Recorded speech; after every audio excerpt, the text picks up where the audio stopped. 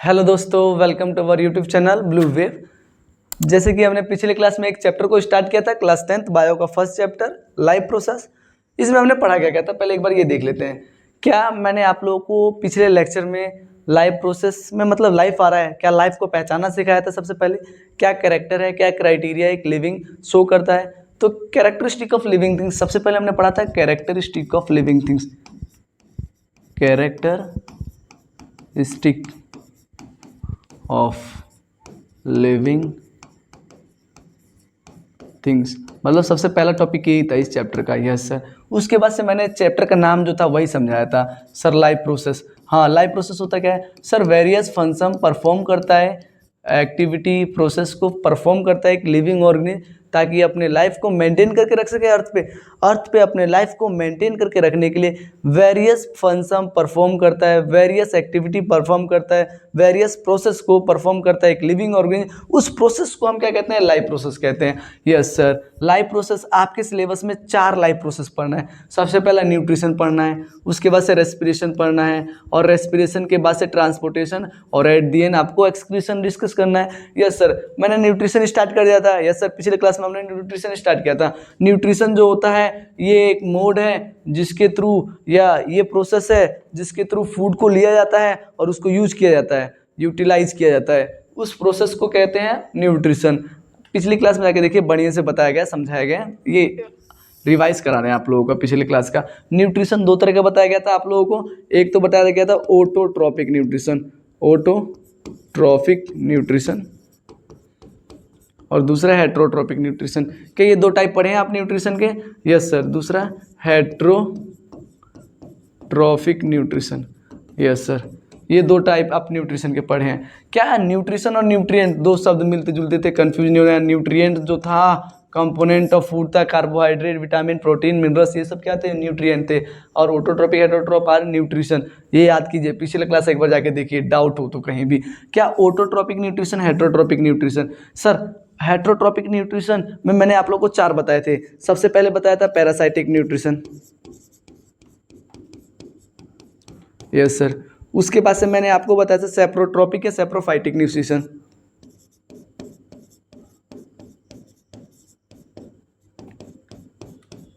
Saprophytic nutrition, ये इसको saprotrophic भी कहते हैं, 2 है इसका नाम। सेप्रोफाइटिक के बाद से मैंने आप लोगों को बताया सिम्बायोटिक न्यूट्रिशन, और at the end holozoic nutrition.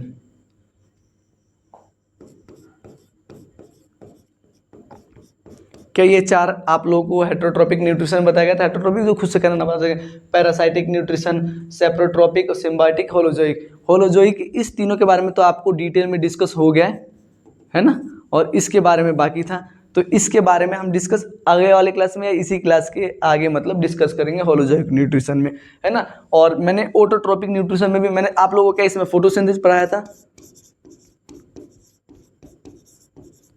Yes sir. अब फोटोसिंथेसिस बहुत सारी चीज़ें पढ़ी थी, लेकिन हमारे यहाँ पे काम किया फोटोसिंथेसिस परफॉर्म करते समय क्या जो चीज़ें ज़रूरत थी, क्या इंपॉर्टेंस थी, क्या क्या चीज़ें इंपॉर्टेंट थी। क्या लाइट इंपॉर्टेंट है फोटोसिंथेसिस परफॉर्म करने के लिए? यस सर, लाइट है। लाइट के अलावा क्या है sir? Carbon dioxide. Sir carbon dioxide के अलावा क्या चाहिए थी? क्लोरोफिल चाहिए, वाटर चाहिए। क्या यही सारी चीज़ें चाहिए? Yes sir. सर मैं इन तीनों चीज़ों की आप लोगों को पता है क्या बताऊंगा, एक्सपेरिमेंटली प्रूफ बताऊंगा कि ये तीनों चीज़ें फोटोसिंथेसिस परफॉर्म नेसेसरी हैं। अगर ये तीनों नहीं रहेंगे तो फोटोसिंथेसिस परफॉर्म नहीं हो पाएगा। इसके लिए हम इसी क्लास में एक्सपेरिमेंट देखेंगे। क्या देखने वाले हैं? एक्सपेरिमेंट देखने वाले हैं, जिससे हम वेरीफाई करेंगे, कंफर्म करेंगे कि लाइट ज़रूरी है फोटोसिंथेसिस के लिए। ठीक है, उसके 3 एक्सपेरिमेंट देखेंगे इसी क्लास में, अभी देखेंगे। उसके बाद से मैंने न्यूट्रिशन देखिए। न्यूट्रिशन जो होता है एक प्लांट में होता है, प्लांट में पढ़ना है, एनिमल में पढ़ना है। तो प्लांट वाला ही तो पढ़ रहे थे, ये वाला, ये सब प्लांट वाला ही तो पढ़ रहे थे। उसके बाद से एक एनिमल पढ़ना है। एनिमल में आपका मेनली फोकस क्या रहेगा? एनिमल में मेनली फोकस ह्यूमन रहेंगे, और कुछ एमीबा, पैरामीशियम जैसे ऑर्गेनिज्म में भी पढ़ना है हमें। तो आपको ओवरव्यू क्लियर है कि हमें पढ़ना क्या क्या है, और हम यही पढ़ने वाले हैं। क्या क्या पढ़ने वाले हैं इस चैप्टर में? एक तो एक्सपेरिमेंट अभी पढ़ेंगे इसी लेक्चर में, एक तो एक्सपेरिमेंट को पढ़ेंगे, और उसके बाद से क्या नाम है, न्यूट्रिशन इन एनिमल स्टार्ट करेंगे, और एनिमल में होलोजोइक न्यूट्रिशन पढ़ना है हम लोगों को। ओके, चलिए तो डिस्कस करना स्टार्ट करते हैं। सबसे पहले क्या नाम है, लाइट जो है इंपॉर्टेंट है फोटोसिंथेसिस के लिए। मैं ये बता रहा हूँ इस बेस से पहला experiment to show that sunlight is necessary for photosynthesis. क्या सनलाइट नेसेसरी है फोटोसिंथेसिस के लिए? सबसे पहले हम ये बताने जा रहे हैं। ओके, एक मिनट। ओके, सनलाइट नेसेसरी है फोटोसिंथेसिस के लिए। इधर देखिए,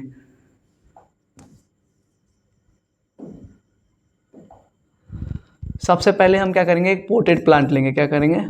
पोटेड प्लांट, गमला लेंगे, है ना, जिसके अंदर अच्छा सा एक प्लांट होगा। यस सर, मैंने ले लिया एक पोटेड प्लांट। क्या करूँ उसका सर? सर उसको तुम रख दो, कहाँ रख दो? Keep in dark room, keep in dark room for 3 to 4 days। कितने दिन के लिए? 3 से 4 दिन के लिए आप डार्क रूम में रख दीजिए। क्यों रखना है? ताकि डिस्चार्ज हो सके। सर ये क्या है? अभी समझाते हैं। डिस्चार्ज समझने की कोशिश करो। जो प्लांट है, एक नेक्स्ट पेज पे समझ कर, ये प्लांट है। प्लांट का स्टोर फूड क्या है? इसका स्टोर फूड, पिछली क्लास याद करो, स्टोर फूड। अरे पिछली क्लास में स्टोर फूड बताया गया था, स्टार्च। और ये कहाँ स्टोर होता है? क्या ये लीफ में स्टोर होता था? यस सर, ये लीफ में स्टोर होता है। ऐसे ही एनिमल का भी था store food. Yes sir, animal का स्टोर फूड ग्लाइकोजन था। अरे पिछली क्लास में बताया गया था, ये स्टोर होता है जनरली लीवर में या मसल सेल्स में, है ना, यही स्टार्च होता है। तो सोचो, ये क्या नाम है, प्लांट में जो स्टोर फूड है स्टार्च के फॉर्म में लीफ में स्टोर हो रहा है। तो हमें कहीं ना कहीं ये स्टार्च को लीफ के अंदर जो स्टोर है उसको खत्म करना है। इसी के लिए मैं क्या कर रहा था, इसी के लिए देखो मैंने क्या किया, पोटेड प्लांट है उसको 2 से 3 दिन के लिए डार्क रूम में रख दिया। मैंने उस प्लांट को उठाया, गमला को उठाया, डार्क रूम में ले जाकर रख दिया जहाँ पे सनलाइट नहीं पहुंचे। क्यों सर? जैसे कि वो फोटोसिंथेसिस करके जो फूड को बना के उसने स्टोर कर रखा है स्टार्च के फॉर्म में लीफ में, उस स्टार्च को मैं खत्म करना चाहता हूँ, डिस्टार्च करना चाहता हूँ प्लांट को। तो डिस्टार्च करने के लिए क्या मैं उसको गमला को उठा करके मैं लेके जाऊंगा डार्क रूम में। यस सर, ताकि वो फोटोसिंथेसिस परफॉर्म नहीं करेगा। जब वो फोटोसिंथेसिस परफॉर्म नहीं करेगा, जिसको स्टोर करके रखा है, जिस फूड को पहले बना के रखा था, क्या उसको यूज मिलेगा? यस सर, उसको यूज मिलेगा। तो इसीलिए डिस्टार्च हो जाएगा। यस सर, वो डिस्टार्च हो जाएगा। क्या प्लांट को 2 से 3 दिन के लिए रखेंगे तो क्या वो डिस्टार्च हो जाएगा? यस सर, ये पहला स्टेप हो गया आप लोगों का। Yes sir. तो दूसरा अब क्या करना है सर, जब डिस्चार्ज हो जाएगा तो उस प्लांट को आप ब्राइटनेस में ले जाके रख दीजिए, ब्राइट लाइट में, सनलाइट में ले जाके सनलाइट के एरिया में रख दीजिए जहाँ पे उसको सनलाइट मिले, ताकि वो फूड बनाना स्टार्ट करे, फोटोसिंथेसिस परफॉर्म करना शुरू करे। और रखने से पहले आप उस पे ना एल्युमिनियम फॉइल चिपका लीजिए। जैसे कि क्या करना है, आपको कवर करना है लीफ, जैसे कि ये लीफ है।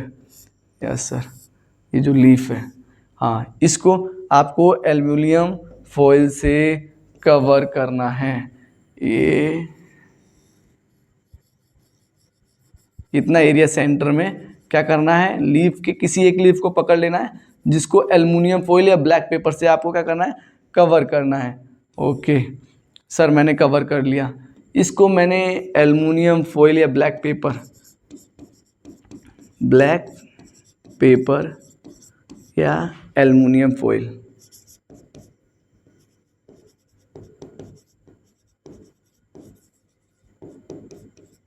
एल्युमिनियम फॉइल की स्ट्रिप से या ब्लैक पेपर की स्ट्रिप लेके मैंने इस पे चिपका दी। क्यों चिपका दी? ताकि देखो ब्लैक पेपर है, वो सनलाइट आएगी, वो ऑब्जर्व कर लेगा इस एरिया को, इस लीफ के एरिया को फुल सनलाइट नहीं मिल पाएगी, इस एरिया को, इस एरिया पे सनलाइट मिलेगी, यहाँ पे और यहाँ पे सनलाइट मिलेगी। तो यहाँ पे क्या होगा, फोटोसिंथेसिस परफॉर्म होगा, फोटोसिंथेसिस परफॉर्म होगा। जब यहाँ पे फोटोसिंथेसिस होगा तो यहाँ पे फूड बनेगा, ग्लूकोज स्टोर होगा ग्लाइकोजन के फॉर्म, स्टार्च के फॉर्म में। किस फॉर्म में? स्टार्च के फॉर्म में यहाँ पे स्टोर होगा, और यहाँ पे स्टार्च नहीं होगा। समझ पा रहे हो? यहाँ पे स्टार्च नहीं होगा क्योंकि यहाँ पे फोटोसिंथेसिस परफॉर्म नहीं हो पा रहा है। सर आप कैसे कह देंगे यहाँ पे स्टार्च है, यहाँ पे स्टार्च नहीं है? सर टेस्ट करके बताइए ना। सर मैं पता है क्या करूँगा, इस पत्ते को प्लग करूँगा, इस पत्ते को प्लग किया, मैं लेके आया, कहाँ पे लेकर आया, गर्म पानी में मैंने इसको डाल दिया, एक गर्म पानी से धो दिया, और जिसकी कोई गर्म बीकर लिया जिसके अंदर गर्म पानी है, मैंने उसके अंदर लीफ को डाला। क्यों डाला? ताकि देखिए इसको लीफ इन बॉइल वाटर, लीफ को बॉइल वाटर में डाला। क्यों डाला?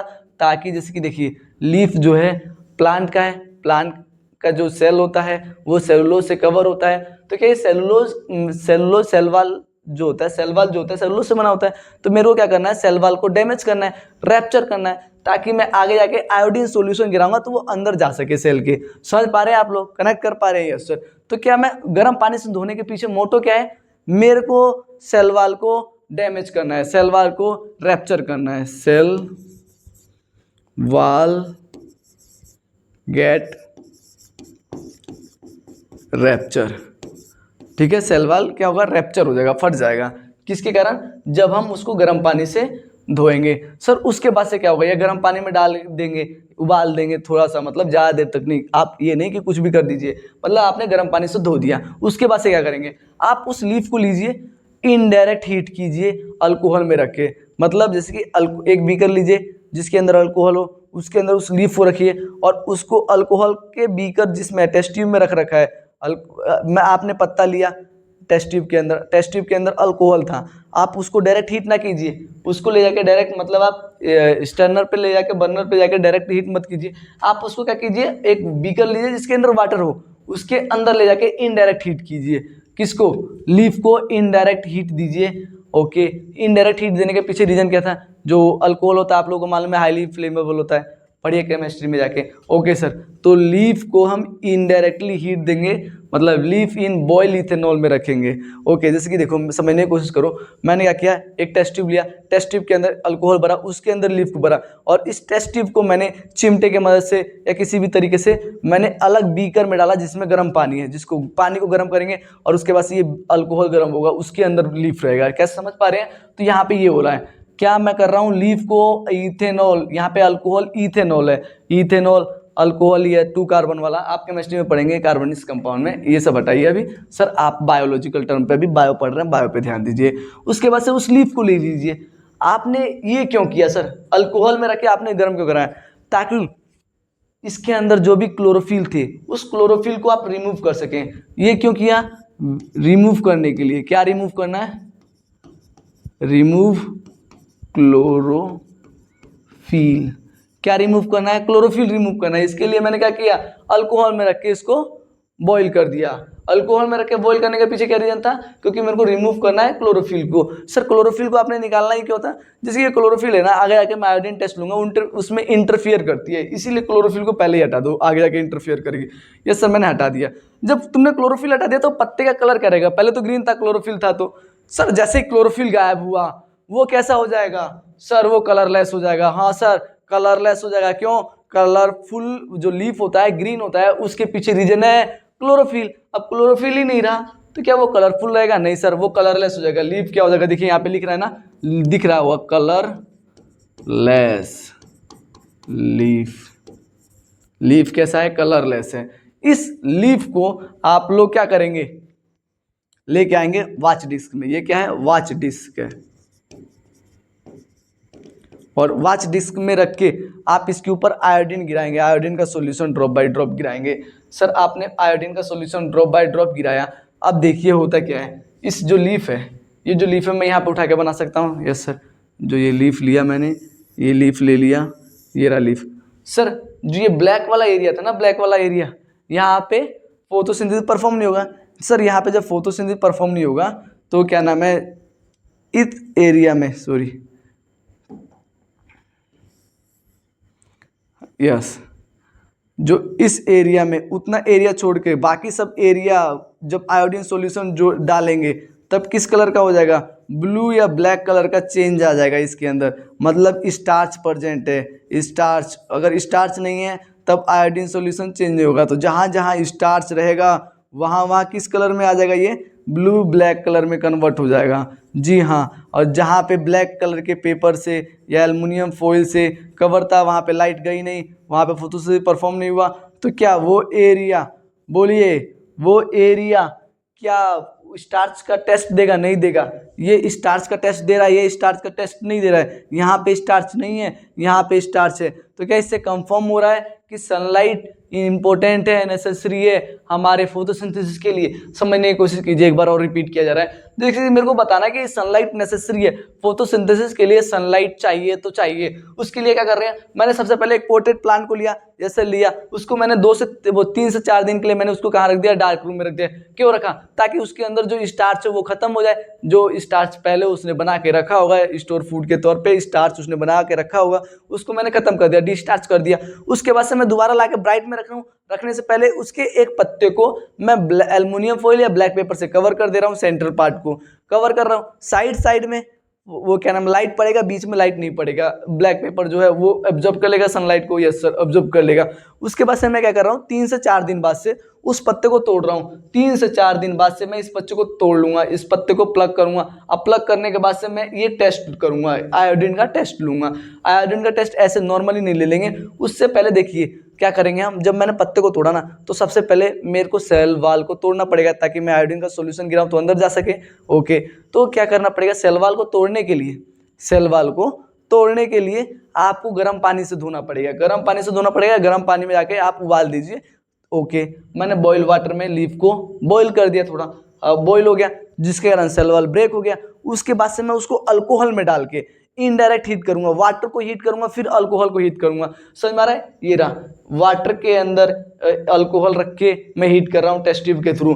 अब मैं गर्म कर रहा हूँ, जिसके इसके कारण क्या हो रहा है, इसके कारण ना जो क्लोरोफिल है, लीफ के पास जो क्लोरोफिल है वो क्लोरोफिल गायब हो जाएगी। मैं क्लोरोफिल को रिमूव कर ले रहा हूँ इस प्रोसेस के थ्रू। अल्कोहल में बॉईल करने के थ्रू मैं क्या कर रहा हूँ, क्लोरोफिल को बाहर कर ले रहा हूँ। जैसे ही क्लोरोफिल निकल जा रहा है, जी हाँ इधर ध्यान दीजिए, जैसे ही क्लोरोफिल रिमूव कर लिया मैंने, क्यों रिमूव किया, ये आगे जाके ना इंटरफियर करता है स्टार्च के टेस्ट में, है ना, इसीलिए मैंने पहले ही क्लोरोफिल को निकाल दिया।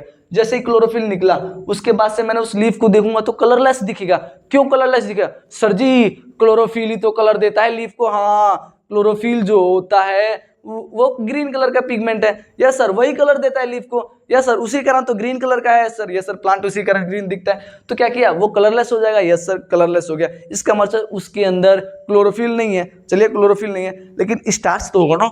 अगर फोटोसिंथेसिस परफॉर्म किया होगा तो फूड तो स्टोर करके रखा होगा ना स्टार्च के फॉर्म में, यस सर। तो उसका मेरे को टेस्ट करना है। मैं क्या करूंगा, उसको वाच डिस्क में रखूंगा और उसके ऊपर आयोडीन का सोल्यूशन गिराऊंगा। आयोडीन का सोल्यूशन गिराऊंगा, मैं गिरा रहा हूँ कुछ एरिया में, जहां जहां फोटोसिंथेसिस हुआ होगा, जहां जहां मतलब सनलाइट पड़ेगी वहां वहां फोटोसिंथेसिस होगा, जहां जहां फोटोसिंथेसिस होगा वहां पे स्टार्च स्टोर होगा, स्टार्च होगा, फूड स्टोर होगा स्टार्च के फॉर्म में, तो वहां स्टार्च मिलेगा।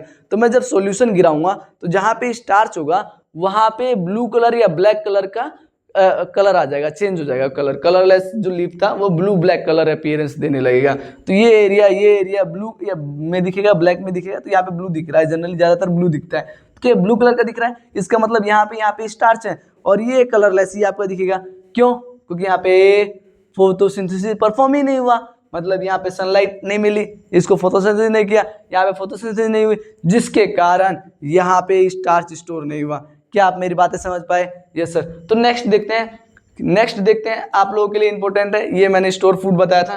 प्लांट का स्टोर फूड क्या है, स्टार्च है जो लीफ में स्टोर होता है। एनिमल का स्टोर फूड क्या है, ग्लाइकोजन है जो सेल, वो मसल सेल में स्टोर होती है। और कहाँ पे स्टोर होती है, मसल सेल्स और लीवर में स्टोर होती है। मैं आप लोगों को बताता हूँ कि क्या नाम है, क्लोरोफिल क्यों इंपॉर्टेंट है फोटोसिंथेसिस के लिए। यही experiment to show that chlorophyll is necessary for photosynthesis. Chlorophyll जो है नेसेसरी है फोटोसिंथेसिस के लिए, मैं ये बताने जा रहा हूँ। आप उसके लिए पता है एक लीफ लेनी पड़ेगी, इस टाइप की लीफ, जिसको वेरीगेटेड लीफ कहते हैं। इस लीफ को कहते हैं वेरीगेटेड लीफ। मतलब देखिए कुछ एरिया उसका वाइट में आएगा, मतलब कुछ एरिया, कुछ लीफ का पार्ट जो होगा वहाँ पे क्लोरोफिल नहीं हो, और कुछ एरिया में क्लोरोफिल हो, जिसकी जहाँ पे क्लोरोफिल नहीं होगा वो कलरलेस व्हाइट कलर का दिखेगा, जहाँ पे क्लोरोफिल होगा वहाँ पे ग्रीन कलर का दिखेगा। जिसकी लीफ है इसके सेंटर में ग्रीन कलर का दिख रहा है क्योंकि यहाँ पे क्लोरोफिल है, यहाँ पे ग्रीन कलर का नहीं दिख रहा है क्योंकि यहाँ पे क्लोरोफिल नहीं है। यहीं पे लिख रहा है ना नो क्लोरोफिल, यहाँ पे दिख रहा है नो क्लोरोफिल, यस सर, यहाँ पे नो क्लोरोफिल दिख रहा है ना, यस सर, यहाँ पे नो क्लोरोफिल दिख रहा है, यहाँ पे क्लोरोफिल दिख रहा है इसीलिए ये ग्रीन है, यहाँ पे ग्रीन है, अरे दिख रहा है ना ग्रीन, और ये कलरलेस है ना, और ये ग्रीन है क्योंकि यहाँ पे क्लोरोफिल है, यहाँ पे क्लोरोफिल नहीं है। इस टाइप की लीफ को, जहाँ पे कहीं क्लोरोफिल है कहीं नहीं है, इस टाइप की लीफ को हम कहते हैं वेरीगेटेड लीफ।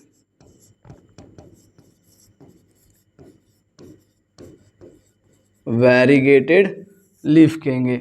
इसका एग्जाम्पल बता दिए, कोई प्लांट बताइए सर, जो क्रोटन जानते हो प्लांट है, क्रोटोन, क्रोटोन प्लांट जिसके पास वेरीगेटेड लीफ होता है, क्रोटन प्लांट जिसके पास वेरीगेटेड लीफ होता है। मैंने उसका एक लीफ ले लिया, ओके सर, लीफ ले लिया। सर कुछ एरिया में क्लोरोफिल है, कुछ एरिया में क्लोरोफिल नहीं है।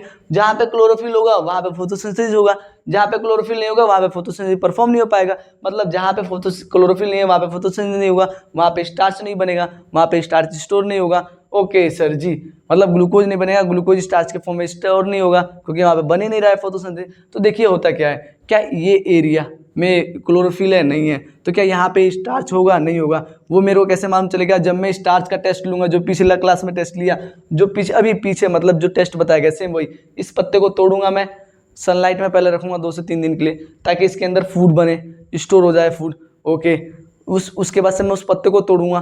पत्ते को तोड़ने के बाद से सबसे पहले मैं क्या करूंगा, पिछले वाले क्लास में अभी पीछे मतलब मैंने एक्सपेरिमेंट बताया क्या, पहले गर्म पानी में डाल देता सेल वॉल को ब्रेक करने के लिए, उसके बाद से अल्कोहल में रख के बॉईल करता था इनडायरेक्टली ताकि वो क्या नाम है क्लोरोफिल को रिमूव कर सकूं। ओके, रिमूव करने के बाद से मैं आगे ले जाके अब उसको वॉच डिस्क में रखने के बाद से मैं क्या गिराऊंगा, आयोडीन का सॉल्यूशन गिराऊंगा। उसके बाद से जो कलर आएगा, जहाँ पे देखो क्लोरोफिल जहाँ पे रहेगा वहाँ पे कलर आएगा, ये स्टार्च प्रेजेंट है वहाँ पे कलर आपको ब्लू कलर का आएगा, ब्लू या ब्लैक। और जहाँ पे ये नहीं होगा वो कलरलेस आएगा आपका। समझ पा रहे हैं, वो कोई टेस्ट नहीं देगा स्टार्च का। क्या आप लोगों को कनेक्ट हो पा रहा है? अरे हाँ जी, नहीं आ रहा सर जी। ये आफ्टर टेस्ट है, ये बिफोर टेस्ट है। लीफ आफ्टर एंड बिफोर, क्या कनेक्ट हो पा रहा है? सर जी नहीं हो पा रहा है। सर आगे देखिए, उसके बाद से मैंने आप लोगों को बताया इजी है, पहला एक्सपेरिमेंट समझ लिया, उसके बाद सब इजी चल रहा है। Experiment to show that carbon dioxide is necessary for photosynthesis. Sir carbon dioxide भी नेसेसरी है फोटोसिंथेसिस के लिए, इसका भी एक्सपेरिमेंट बता दीजिए। बता रहा हूँ, इधर ध्यान दो बस।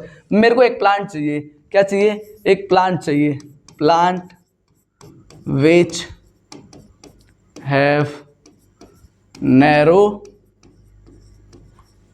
Long leaf, narrow long leaf मतलब जिसका पत्ता लंबा हो और पतला हो, नैरो हो और लंबा हो। उसके पीछे का रीजन क्या है? क्योंकि मेरे को आधा जो उसका कैप, आधा वो सॉरी लीफ है, उसको मेरे को बोतल के अंदर पैक करना है और आधा बाहर रखना है। इसलिए मेरे को पत्ता चाहिए जो पतला हो और लंबा हो, और ऐसा पैक करना है कि कटे नहीं, ठीक है, इजीली मतलब टाइट कर देना है कि अंदर एयर अंदर बाहर ना जा पाए। और अंदर जो एयर होगी उसके अंदर CO2 होगा, CO2 को मेरे को गायब करना है, तो इसीलिए ये KOH बोलो तो पोटेशियम हाइड्रोक्साइड। क्या है? पोटेशियम,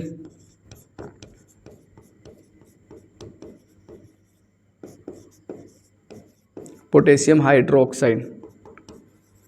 ओके, जो पोटेशियम हाइड्रोक्साइड है, पोटेशियम हाइड्रोक्साइड ये क्या करता है? CO2 को एब्जॉर्ब कर लेता है। क्या करता है? ये एब्जॉर्ब करेगा, किसको? CO2 को एब्जॉर्ब कर लेगा। सर ये CO2 को एब्जॉर्ब कर लेता है? यस सर, CO2 KOH जो होता है CO2 को एब्जॉर्ब कर लेता है। मतलब इसके अंदर एयर होगा, एयर के पास CO2 होगा, वो CO2 गायब कर देगा KOH। मतलब यहाँ पे CO2 नहीं, तब यहाँ पे फोटोसिंथेसिस नहीं होगा। जब यहाँ पे फोटोसिंथेसिस नहीं हो पाएगा, जी हाँ, जब यहाँ पे फोटोसिंथेसिस नहीं हो पाएगा, जब यहाँ पे फोटोसिंथेसिस नहीं हो पाएगा तो क्या यहाँ पे फूड बनेगा? नहीं। तब क्या वो फूड स्टार्च के फॉर्म में स्टोर होगा? नहीं, स्टार्च यहाँ पे नहीं होगा, यहाँ पे स्टार्च नहीं होगा। क्या यहाँ पे स्टार्च होगा? यस सर, यहाँ पे फोटोसिंथेसिस होगा, ये फोटोसिंथेसिस होगा। यस सर, यहाँ पे फोटोसिंथेसिस परफॉर्म होगा। जब यहाँ पे फोटोसिंथेसिस होगा तो यहाँ पे स्टार्च भी होगा। यस सर, यहाँ पे स्टार्च भी होगा। तो क्या मैं इस लीफ को यहाँ से फिर तोड़ूं? यहाँ से फिर लीफ को तोड़ने के बाद से मैं क्या करूँगा? टेस्ट लूंगा। क्या करूँगा? टेस्ट लूंगा, वही जो पिछला टेस्ट कर रहा था। क्या करूँगा? सबसे पहले मैं गर्म पानी में ले जाऊंगा, गर्म पानी में डालूंगा ताकि सेल वॉल ब्रेक हो। उसके बाद से ले जाके मैं अल्कोहल में रख के इनडायरेक्ट हीट करूंगा ताकि क्लोरोफिल को रिमूव कर सकूं, ताकि वो इंटरफियर ना करे आगे सॉल्यूशन। मतलब आयोडीन टेस्ट लूंगा, तो उसके बाद से मैं वॉच डिस्क में रख के आयोडीन को गिराऊंगा। अगर जहाँ पे भी मतलब स्टार्च होगा, यहाँ पे स्टार्च है तो ये एरिया देखो, ये स्टार टेस्ट दे रहा है, मतलब ये एरिया आपका ब्लू ब्लैक में कन्वर्ट हो जाएगा, ये कन्वर्ट नहीं होगा। क्या मेरी बातें कनेक्ट हो पा रही है? सर जी हाँ, एकदम 1 नंबर आ रही है। तो इससे पता चलता है यहाँ पे स्टार्च बन रहा है, यहाँ पे स्टार्च नहीं बन रहा है। जब यहाँ पे बन रहा है मतलब यहाँ पे CO2 था तो यहाँ पे स्टार्च बन रहा था, यहाँ पे CO2 नहीं है तो स्टार्च नहीं बन पा रहा है। इससे प्रूफ होता है कि कार्बन डाइऑक्साइड जरूरी है फोटोसिंथेसिस के लिए। यस सर, मेरे को 1 नंबर कनेक्ट हो गया सर जी सारा। इसके लिए इस एक्सपेरिमेंट के लिए जो प्लांट चाहिए ना, ये पूछा जाता है किस टाइप का प्लांट प्रीफर करना चाहिए, तो वो कौन सा चाहिए? जो प्लांट के पास नैरो लॉन्ग लीफ हो, उस टाइप को प्लांट को हम प्रीफर करेंगे इस टाइप के एक्सपेरिमेंट को परफॉर्म करने के लिए। क्या आप लोगों को कनेक्ट हो पा रहा है? No sir.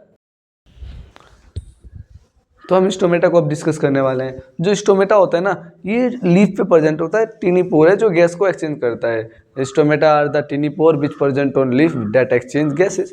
यही लिखा हुआ यहाँ पे, small pore present on leaf which exchange gases.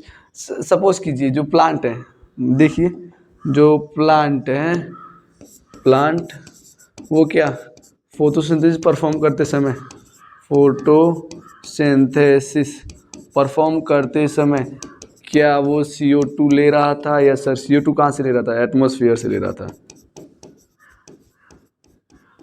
क्या एटमॉस्फेयर से CO2 ले रहा था? तो वो किसके थ्रू ले रहा था? किसके थ्रू ले रहा था? वो ले रहा था हमारे स्टोमेटा के थ्रू। स्टोमेटा के थ्रू वो ले रहा है CO2 एटमॉस्फेयर से।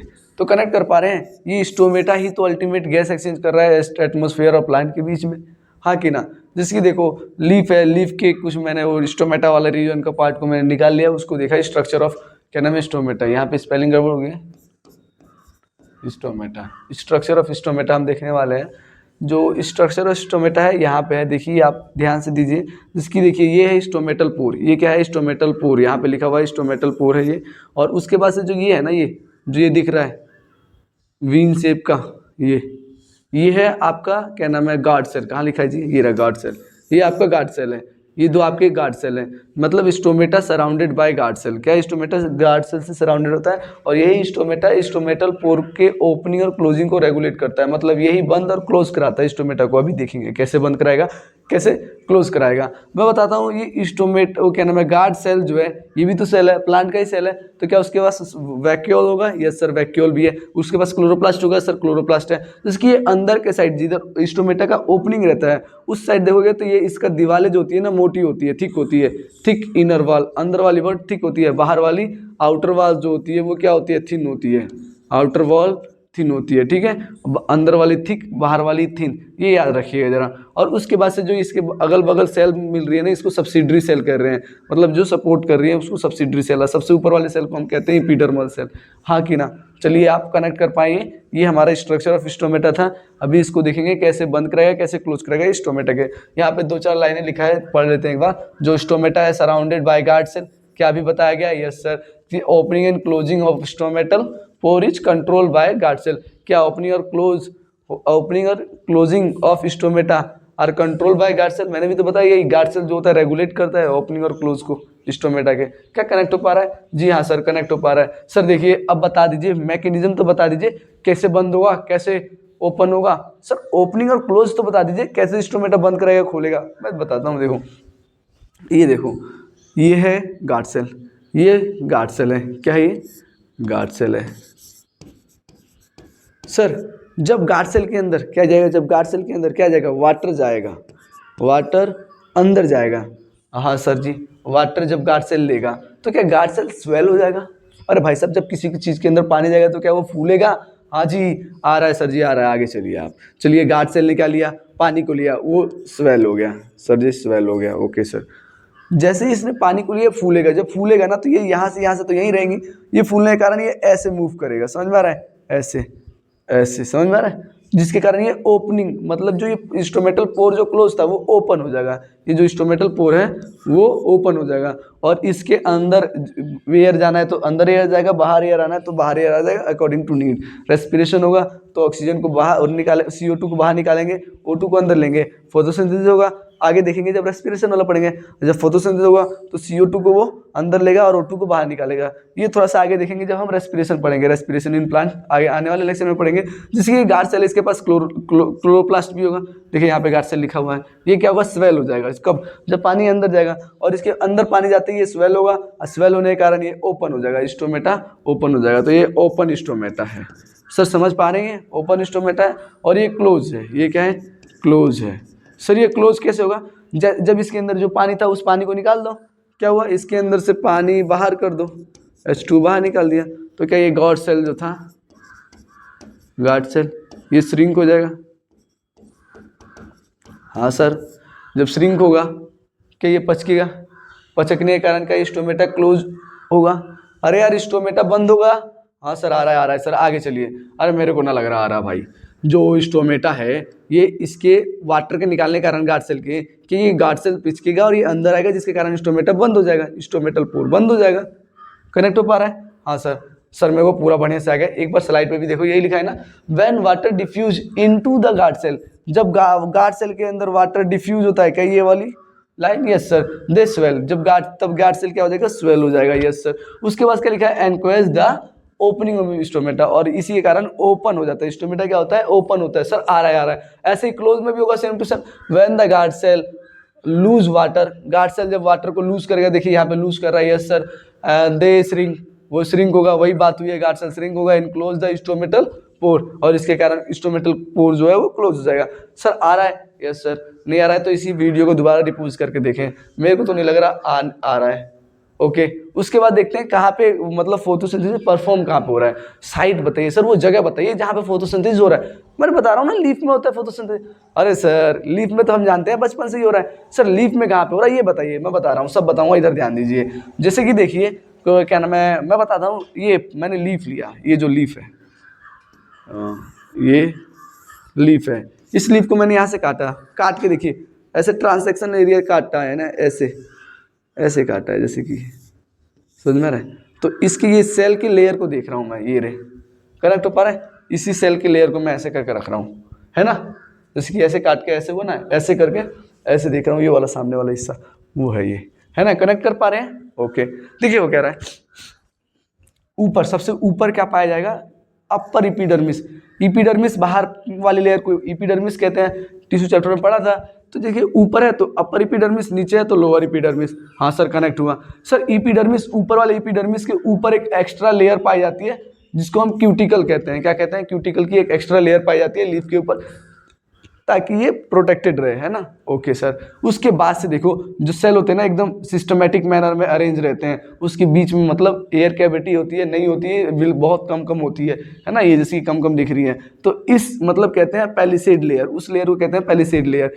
कुछ जगह होता है स्पॉन्जी लेयर कहते हैं, जहाँ पे सेल ना आपस में रैंडमली अरेंज रहेंगे, जिसमें बीच में बहुत सारा स्पेस छूटेगा, जिसको एयर स्पेस कहेंगे या एयर कैविटी कहेंगे, जहाँ पे एयर आएगा और उसके बाद से सेल लेंगे अपना ऑक्सीजन CO2 जो भी चाहिए वो अपने यूज करेंगे। क्या कनेक्ट हो पा रहा है? इधर ध्यान दो एक बार और। क्या ये स्टोमेटा है? Yes sir. ये गार्ड सेल है, ये वाले साइड वाले गार्ड सेल है। सर ये स्टोमेटा है, ये ओपनिंग स्टोमेटा है, ये गार्ड सेल है। सर ये जब ओपन क्लोज होंगे CO2 अंदर जाएगा, O2 बाहर आएगा, ये जैसे जो होना है, जो प्रोसेस चल रहा है नीड के अकॉर्डिंग अंदर बाहर जाएंगे। ये कौन से गैसेज अंदर कब जाएंगे, कौन सी गैसेज बाहर कब जाएंगे, ये मैं आगे क्लास में बताऊंगा जब मैं रेस्पिरेशन पढ़ाऊंगा। तो इसकी टेंशन लेने की तो बात है ये नहीं है। आगे पढ़ते हैं भाई साहब, कोई दिक्कत वाली बात होनी नहीं चाहिए।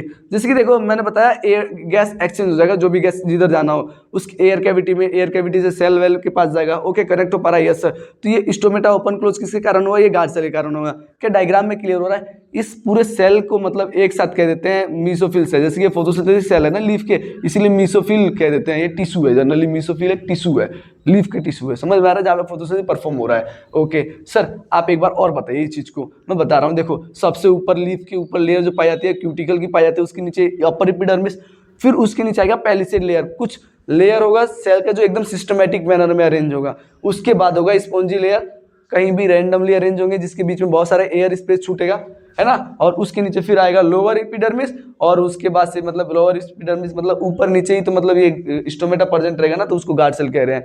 चलिए आप लोग कनेक्ट हो पा रहा है एकदम बढ़िया से, तो आइए कनेक्ट करते हैं। क्या ये सेल है? प्लांट सेल है जहाँ फोटोसिंथेसिस होगा, तो उसके बीच में क्लोरोप्लास्ट होता है। देखो ये क्लोरोप्लास्ट लिखा है ना, ये डॉट देखो क्लोरोप्लास्ट, बहुत सारे हैं ना क्लोरोप्लास्ट। फोटोसिंथेसिस करना है भाई साहब, यहाँ पे क्लोरोप्लास्ट की जरूरत है, इसीलिए इतने ज्यादा है। सर आप मेरे को बता दीजिए क्लोरोप्लास्ट के बारे में तो बताइए। सर फोटोसिंथेसिस होता है अल्टीमेट लीफ में होता है, यही तो बताया। अब क्लोरोप्लास्ट के बारे में बताइए। अभी बता रहे हैं, देखो होता क्या है।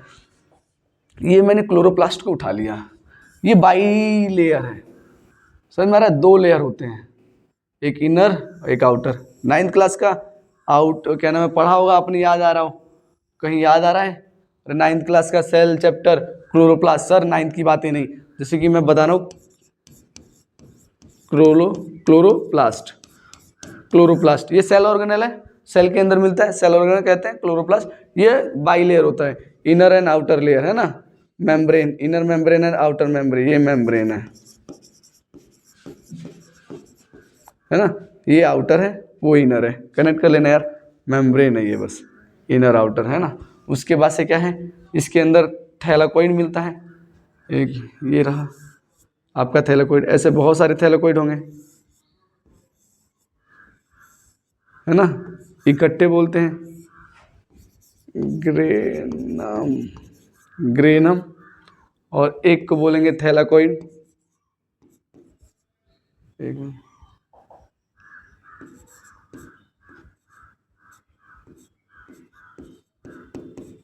थैलाकोइड, एक को बोलेंगे थैलाकोइड, थैलाकोइड। और इस थैलाकोइड के ऊपर क्या मिलेगा, यहीं पे ये डॉट के फॉर्म में जो दिख रहा है यही मिलेगा हमारा क्लोरोफिल। थैलाकोइड के ऊपर मिलते हैं क्लोरोफिल, और यहाँ पे फोटोसिंथेसिस होगा, यहाँ पे फोटोसिंथेसिस होगा। तो site of photosynthesis sir leaf, leaf में कहाँ, लीफ के सेल, मीसोफिल पे, मीसोफिल के सेल में कहाँ सर, ये सर टिश्यू में, मीसोफिल टिश्यू, मीसोफिल के सेल में, उसके बाद से सर उसके क्लोरोप्लास्ट में, और सेल ऑर्गेना क्लोरोप्लास्ट में कहाँ सर, वो क्या नाम है, ग्रेनम, ग्रेनम पे किसी भी थैलाकोइड पे, किसी भी थैलाकोइड के एक क्लोरोफिल पे, जो थैलाकोइड है एक को थैलाकोइड कहते हैं ना। ऐसे बहुत सारे हैं का आपने पढ़ा होगा यार, ऐसे ऐसे ऐसे, अरे हाँ कि नहीं, क्लोरोप्लास्ट थोड़ा याद आ रहा है, और कुछ ऐसे एक लंबा सा हो जाता था, है ना, और फिर उस पे ऐसे ऐसे रहते थे, याद आ रहा है, अरे यही है ना, वो 9th वाली बात चलनी चलिए, ये स्ट्रोमा है, ये स्ट्रोमा है। अरे याद नहीं आ रहा सर, हमको कहाँ याद आ रहा है, क्या पूरी कहानी क्लियर है, क्लोरोफोटोसिंथेसिस का साइट क्या है, क्या जगह है, क्लोरोप्लास्ट है। क्लोरोप्लास्ट में कहाँ पे है सर, थैलाकोइड, थैलाकोइड के ऊपर मिलते हैं क्या हमारे एक पिगमेंट, कौन से पिगमेंट सर जी, क्लोरोफिल। तो अल्टीमेटली साइट ऑफ फोटोसिंथेसिस तो क्लोरोफिल है, लेकिन क्लोरोफिल से ऊपर थैलाकोइड, उसके बाद से क्या नाम है, हम देखेंगे तो क्या नाम है, क्लोरोप्लास्ट। कनेक्ट हो पा रहा है, यस सर कनेक्ट हो रहा है। उसके बाद से मैं देखने वाला हूँ फैक्टर जो अफेक्ट करते हैं फोटोसिंथेसिस को, मतलब क्या क्या फैक्टर है, क्या क्या फैक्टर हैं जो फोटोसिंथेसिस को अफेक्ट कर रहे हैं, मतलब जिसके कारण फोटोसिंथेसिस का रेट है वो कम ज्यादा हो रहा है, मैं ये बताने वाला हूँ।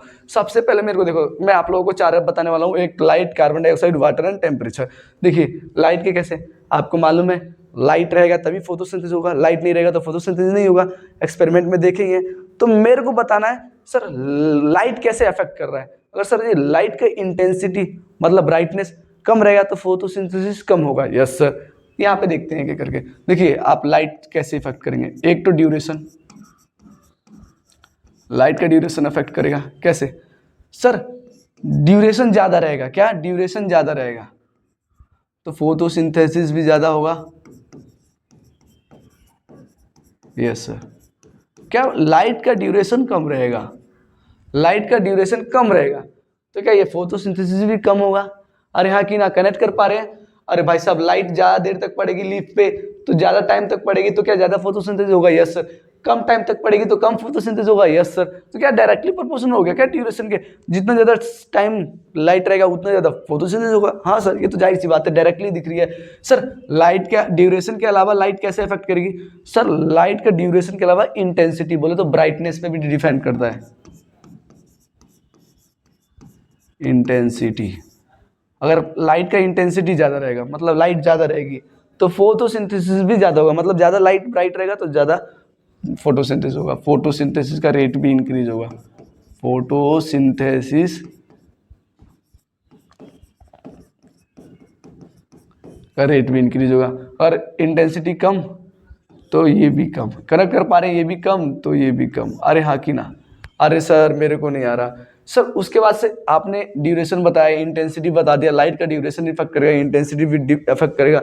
लाइट का ब्राइटनेस ज़्यादा रहेगा तो फोटोसिंथेसिस जाएगा। अब ये नहीं कि इतना ज़्यादा ब्राइटनेस कर दीजिए, इतना ज़्यादा कि लीफ डैमेज हो जाए, है ना। तो हमें एक लिमिट तक रखना है, लेकिन जैसे जैसे ब्राइटनेस बढ़ता है वैसे वैसे रेट ऑफ फोटोसिंथेसिस बढ़ता है, और ड्यूरेशन जैसे जैसे बढ़ेगा वैसे वैसे फोटोसिंथेसिस का रेट बढ़ेगा, है ना, ज़्यादा फोटोसिंथेसिस होगा। तो आप लोग कनेक्ट कर पा रहे हैं, यस सर। उसके बाद से मैं बता रहा हूँ कार्बन डाइऑक्साइड, क्या जितना ज़्यादा कार्बन डाइऑक्साइड उतना ज़्यादा फोटोसिंथेसिस परफॉर्म होगा, यस सर।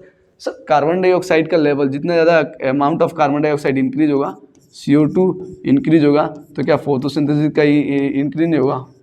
हाँ सर जी, इंक्रीज का नहीं होगा सर, इंक्रीज होगा, ये भी तो इंक्रीज होगा। क्या ये डिक्रीज होने पे ये भी डिक्रीज होगा, यस सर।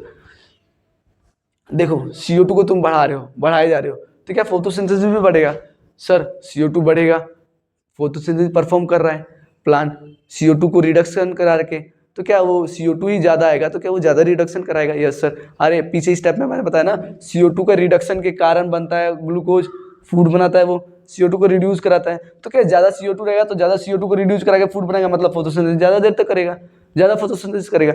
Yes sir. तो कहीं ना कहीं CO2 से भी डायरेक्टली प्रोपोर्शनल है फोटोसिंथेसिस। उसके बाद से मैं वाटर बता रहा हूँ, सेम टू सेम वाटर ज़्यादा, क्योंकि रिडक्शन कराना है ना, वाटर से ही तो रिडक्शन कराता है, उससे हाइड्रोजन लेके CO2 को। Yes sir.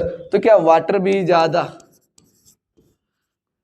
ज़्यादा तो फोटोसिंथेसिस भी ज़्यादा। Yes sir. क्या ये कम तो ये भी कम। Yes sir.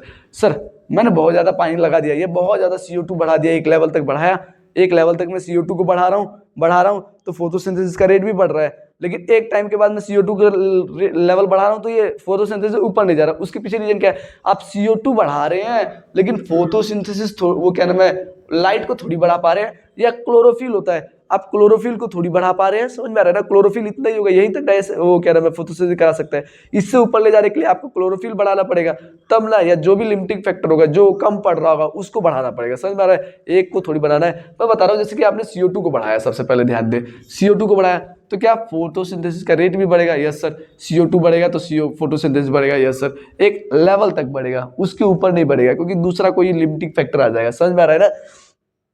लिमिटिंग फैक्टर मतलब जिसकी ये फैक्टर देख रहे हैं ना, फैक्टर अफेक्टिंग फोटोसिंथेसिस, कुछ लिमिटिंग फैक्टर होते हैं जो मतलब अफेक्ट करते हैं, मतलब जैसे कि जो कम पड़ रहा है फोटोसिंथेसिस के लिए, सबसे पहले जो कम पड़ रहा है उसी को लिमिटिंग कह रहे हैं, है ना?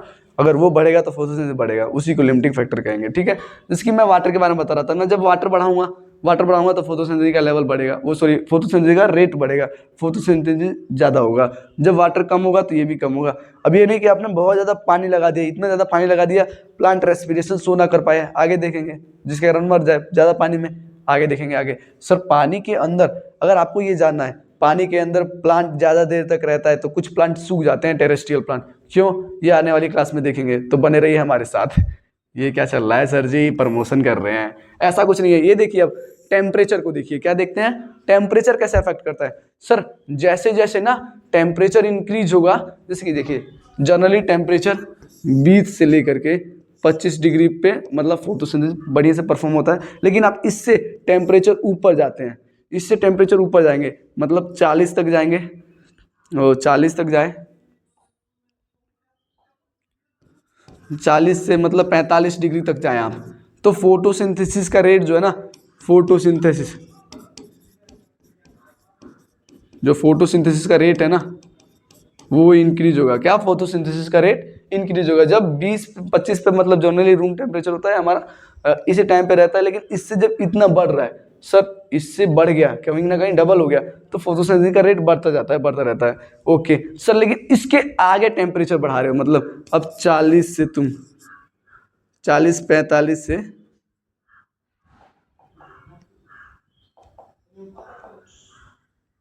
एक मिनट, तुम 40-45 डिग्री सेल्सियस से ऊपर जाओगे, है ना, आगे जाओगे, आगे जाओगे, कुछ भी मतलब कोई भी नंबर हो सकता है, इंक्रीज, अगर टेम्परेचर इंक्रीज करोगे तब फोटोसिंथेसिस का रेट इंक्रीज नहीं होगा, आप कुछ टाइम बाद डिक्रीज होने लगेगा।